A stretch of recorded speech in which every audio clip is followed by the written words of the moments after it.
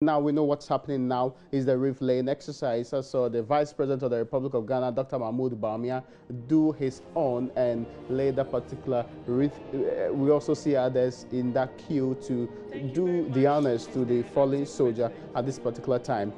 Let's take a break now in the conversation with Captain Budukumsi. Pretty interesting one about his history, connecting that with that of Captain Adams Mahama, and what should have been the state of reaction from day one, what should have been a state of preparedness, the kind of information which should have been given to a military captain who is heading the team on the grounds there, and the analysis that you need to know on your very channel here. The Wreath lane is kind of continue, but Bernice will bring us some more social media commentary.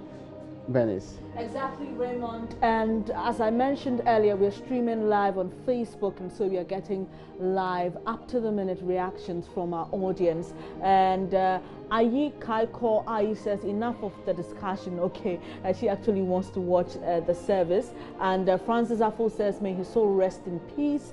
Earlier, someone made a comment that she wants, Abigail Boate says she wants God to reject his soul, bring him back to earth, and that's what she wants. And there it is, Abigail Boate there. Letitia Atta, senior, hi to you. Monayon Unbreakable Nina says, really take us back to the funeral service. Well, there you have it, the funeral service is there, and we are bringing you those live visuals from the forecourt of the State House. Is the wreath laying happening now before the body of Major Maxwell Adam Mahama, who will be carried to the military cemetery for burial. And this one says, it's a big blow to our nation. Alex Yeboah just has emojis showing tears over there. Francis Afo says, may his soul rest in peace. And this one says, may Allah help us all. So that'll be it for your comments coming through now. I'll hand over to Raymond Aqua for the discussions to continue. So we're still live from the, what we know, the State House, the forecourt of the State House, and the event is supposed to be running up pretty soon. Now they tell that there's a third part that will be at the graveside, which will be the final burial, and Maxwell did bring us some preview of what the place looks like. We understand the former president of the Republic of Ghana, John Dramani Mahama, is actually taking a stand to go lay his wreath. And we'll be getting into that part too pretty much later on, and also getting to appreciate what is going to happen after this particular wreath laying exercise, which very much brings to an end the second part of the show from the forecourt of the State House. So you see the visuals of the former president having to deliver on his responsibility as a family member. I can see on his right hand the father of the late Adams Mahama, himself a former serving officer of the Ghana military, and also the mother on the other side. This is representing the family. We know the former president is actually a member of the family of the late Adams Mahama. If you can see the visuals on your screen, the brother of the late Adams Mahama is holding the mother close by, as the father stays on the right-hand side with the mother on the left-hand side of former President Rawlings, and that's his former President Mahama there, and the mother gets to deliver it finally. That is to drop the wreath where it ought to be laid, as we see on our screens there. This will continue till the end of the second part, where they get to zoom into the final part of this particular service and the memorial that's being done in memory of a man who did so much for the state but died a painful, excruciating death, which is become a huge scar on the conscience of the nation even as of now, barely 2 weeks after the incident happened. And the former president is together with the father and the mother and the brother heading back to their seat, as you see on your screens there. We sure should continue briefly our conversation on this incident, the subsequent impact of this on the life of military men, and also how we as a nation will learn from this exercise going into the future. All of this is supposed to bring some form of change, as the father of Captain Adams Mahama has said for the rest of his life, he wants to dedicate it to doing service to the nation, preventing mob injustice by making sure that he goes around the country, educate people with his foundation to say enough is enough. And we get a chance to see the wife of Captain Adams Mahama, the late army officer, get delivered and also lay her own wreath in this case. She just took possession of something from the military officer who delivers it to these officers, and she would have to walk. One of the most painful things to see is have your young husband die, and die this kind of death. But she looks very strong on the screens, as you can see Barbara there. And that's one thing that many people, even on social media, are commenting about: the strength, the power, the ability to still stand her feet, walk this direction, deliver not only the tribute, but move on to now do the wreath laying in a way that has become very much of a grand one. People are pretty much appreciating the strength of a woman of this sort. Of course, this woman has known the man for quite a long time. They have 2 boys together, and this is supposed to be a life she will live even after the man has actually left this earth. If you had portions and quotes from her own tribute, she's going to miss him dearly. She's happy she introduced him and insisted he read the Bible, and also was a good part of his Christian life, a life they enjoyed together until it was snuffed out by the dastardly act of some people, 34 of which has been rounded up and standing prosecution as we speak currently. So that exercise is currently ongoing, and maybe we'll do a bit of our commentary and our discussion here in the studio with Captain Retired Budukumsen. And Captain, there is an important part of this conversation that is what we should know. You know the people in this particular Fifth Battalion, their experiences and their history, as you just told us some of them. Going into the future, what do you think should be done immediately, in the short term and in the long term, to not only stabilize the military after this incident, but also to ensure the safety of not only those in service, but we civilians too? Well, your question has thrown me. What should be done to stabilize the military? Yeah.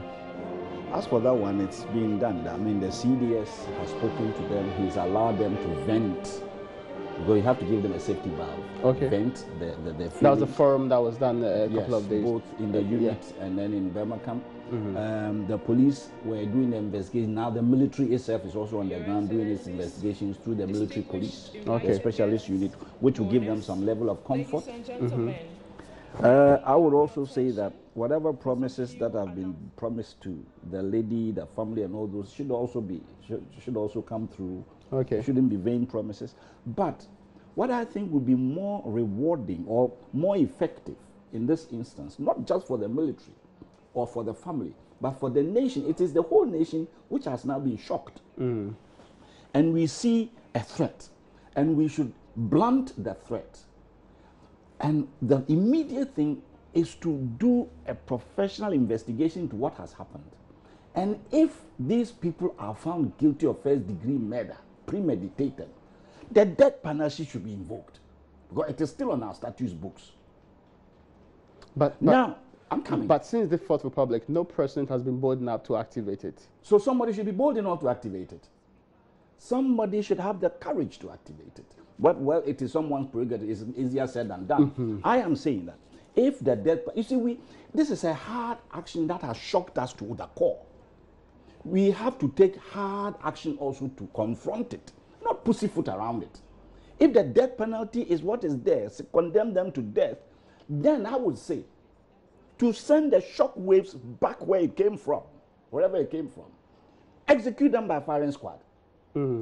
I would, if there are so many, and I wish they would get a lot of them being sentenced to death, I will execute some in the village to send a message to those villagers, because this village has a history. Send some of them there and execute them, like we did at the range during June 4 time. But that will only be another problem on the conscience of the people. It will not be too much for a group. What is too much? I mean, what is your level of too much? Because really, it's not the entire community that engage in the act. So which signal are you sending to those who did not participate? We are not killing the entire community. Those who perpetrate, and it is law. It's on our statute books. Yeah. Then we should go into the constitution and take it off. But we know where we do executions. It's not in communities. You see, why? We did it. June 4 time, we did it. That was no constitutional order. That was no constitutional order. That was no constitutional order. Yes. Fine, because you see, that's me going off on a tangent. Yes, I get your point. Where I come from and where I belong. I get your point. Roots. But this we are not in normal times. Okay. Look, the level of indiscipline in Ghana, we are teetering. We are inching towards a failed state. We sleep and we fear. We fear in our homes. Burglar proofings all around, electric fences all around. But the police have said, and that the evidence, which is statistic backed, actually indicates that crime and its related forms are on the decline. So we have some hardcore that is shocking us down. You see, don't compare apples and oranges. If we said that in my time, when in 1950 something or 60 something, robbery was maybe 50 cases in this village. And now, in this day and age, the robbery is only 20. But these 20, they maim and kill and rape. Whilst those times, they were just coming to see my mother's clock on the line. Are you comparing oranges with oranges? Or comparing apples with apples? No, I'm only saying to you that, I mean, the police say that statistics, these crimes are on the decline. Yes. Statistics. So your case to do it. That should be subjected to detailed interpretation. Not just throw out like that. So your case to do with state of insecurity is what they are actually saying no. The levels, because it's come up before. The few violence, the lesser violence they are talking about, but its level of violence is nothing to compare to what we used to have when I was a kid. Okay. You know, these days, they just don't come to steal. They come to steal and they take pleasure in maiming, raping, and killing. What is this? Okay. And it's not like you are fighting back. Defenseless people, they kill them. So therefore, we have to start taking some hard action. Let's look at the impact on the military, the nation as a whole. I'm coming. Even when you've actually executed some in that village, we should take some to the 3 or the 4 other big towns. Execute them so that it sends the shock. This morning you said that we think the media is all over the place. Some people in the villages haven't heard about it. So let us send it to them. Get them there. I mean, let them bring it close to them. When we have executed some of them, it will be the die-hardest criminal who will continue doing this thing. Then it is combat. Okay. I am advocating for that line of action. Impact on the military, this incident? This incident, well, they've been in other operations. Some have died. They are still professional. They are professional. It's a bad one. You see, this one is not like you died in the line of battle. This is almost a shame. But they will recover. They are professionals. There are people still in the bush. They are still working. They haven't run away. We haven't heard that they are brutalizing the people. They will just be more professional and more cautious this time. I admire them for their level of. They are restrained. They're restrained. It's a positive. That's why I say it's not all doom and gloom. Sometimes you take this, what has happened to you, and what little can I take to encourage myself? Okay. We have to, because I have gotten beyond. I don't want to get into the mob-brower attitude. It makes me emotional, and when I start going in that direction, I tear up, and it's bad. Okay. Then I may even talk something that is not palatable. Let's look at it in a more detached form. What can we take out of the situation to encourage ourselves? You know, to hold on to hope. We have to. My dad said that nothing, God created no situation 100% bad. Okay. There will be some 5%, 2%, 1%, that needle in the haystack. God is so gracious and merciful at all times that He will leave you something in there. Yours is to find it. Yours is to find it. Now, He said that if you want to check if what He said is true or not true, go to the cemetery. The mangoes in the cemeteries are super. So even in death, you are being useful in some ways. Look for the little thing in there and use it to encourage ourselves. One, his death should not be in vain. Okay, Captain, thank you so much.